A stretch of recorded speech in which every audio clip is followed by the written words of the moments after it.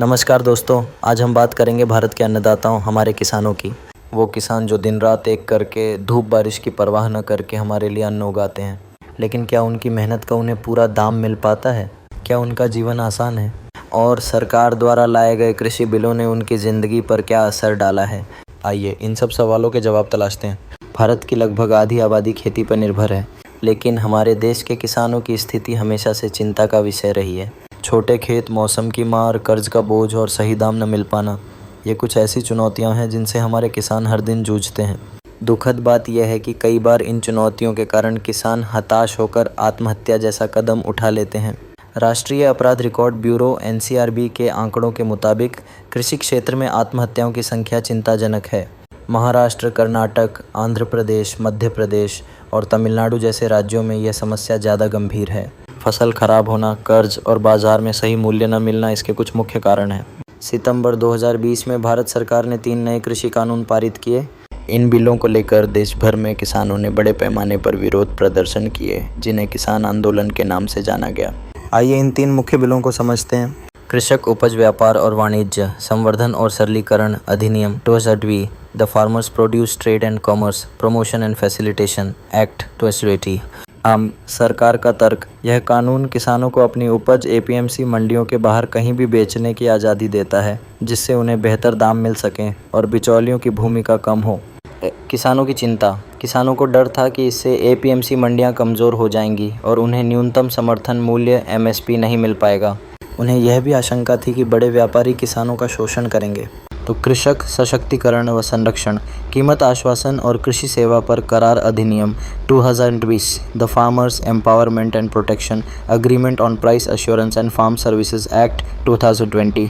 सरकार का तर्क, यह कॉन्ट्रैक्ट फार्मिंग को बढ़ावा देता है, जिससे किसान बुवाई से पहले ही अपनी उपज का दाम तय कर सकें। इससे उन्हें बाजार की अनिश्चितताओं से बचाया जा सकेगा और आधुनिक कृषि तकनीक तक पहुंच मिलेगी। किसानों की चिंता, किसानों को लगा कि इसमें बड़ी कंपनियों का पलड़ा भारी रहेगा और विवाद की स्थिति में छोटे किसान उनके सामने टिक नहीं पाएंगे। उन्हें अपनी ज़मीन छिन जाने का भी डर था। आवश्यक वस्तु संशोधन अधिनियम 2020, the essential commodities amendment act 2020। सरकार का तर्क, यह अनाज, दालों, तिलहन, प्याज और आलू जैसी वस्तुओं को आवश्यक वस्तुओं की सूची से हटा देता है, जिससे इन पर स्टॉक लिमिट हट जाती है। इससे कृषि क्षेत्र में निवेश बढ़ेगा और कोल्ड स्टोरेज जैसी सुविधाएं बेहतर होंगी। किसानों की चिंता, किसानों को आशंका थी कि इससे बड़ी कंपनियां और जमाखोर अनाज का भंडारण कर मनमानी कीमतें वसूलेंगे, जिससे किसानों को कम दाम मिलेंगे और आम जनता को महंगाई का सामना करना पड़ेगा। इन बिलों के विरोध में पंजाब, हरियाणा और उत्तर प्रदेश सहित कई राज्यों के किसानों ने दिल्ली की सीमाओं पर लंबा आंदोलन किया। उनकी मुख्य मांगें थीं इन तीनों कानूनों को रद्द करना और सभी फसलों के लिए MSP पर कानूनी गारंटी देना।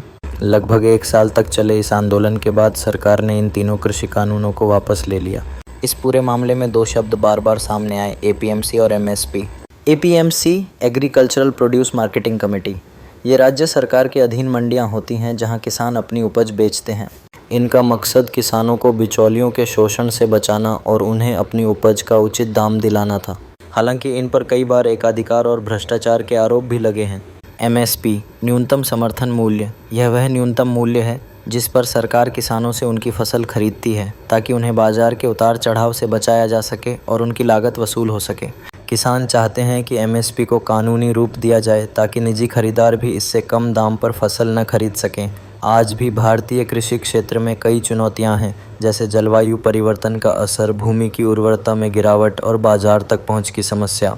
लेकिन इसके साथ ही कई अवसर भी हैं, जैसे कृषि में नई तकनीक का इस्तेमाल, खाद्य प्रसंस्करण को बढ़ावा देना और जैविक खेती की तरफ बढ़ना। तो दोस्तों, भारत के किसानों का भविष्य हमारे देश के भविष्य से जुड़ा है। उनकी समस्याओं को समझना और उनके समाधान के लिए मिलकर काम करना हम सबकी जिम्मेदारी है। उम्मीद है यह जानकारी आपको पसंद आई होगी। अगर आपको यह वीडियो पसंद आया तो इसे लाइक करें, शेयर करें और हमारे चैनल को सब्सक्राइब करना न भूलें। मिलते हैं अगले वीडियो में, तब तक के लिए धन्यवाद।